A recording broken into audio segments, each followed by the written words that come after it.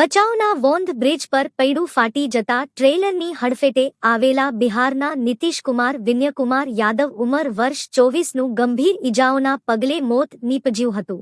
સૂત્રોમાંથી પ્રાપ્ત થતી માહિતી મુજબ ગાંધીધામના કાર્ગો વિસ્તારમાં રહેનાર નીતિશકુમારને ગઈકાલે અકસ્માત નડ્યો હતો। યુવાન ટ્રેલર સવાર થઈને મોરબી જઈ રહ્યો હતો। તે દરમિયાન વોંધ બ્રિજ ઉપર તેના વાહનનું પૈડું ફાટી જતા યુવાન નીચે ઉતરીને તપાસ કરવા જઈ રહ્યો હતો। એટલામાં ઝડપભેર આવતા કોઈ અજાણ્યા વાહને તેને હડફેટમાં લેતા ગંભીર ઇજાઓ પહોંચતા તેનું મૃત્યુ થયું હતું। અકસ્માત નોતરીને નાસી જનારા વાહનચાલક સામે નજીકના પોલીસ મથકે ફરિયાદ નોંધાવવામાં આવતા પોલીસે તપાસ આદરી છે।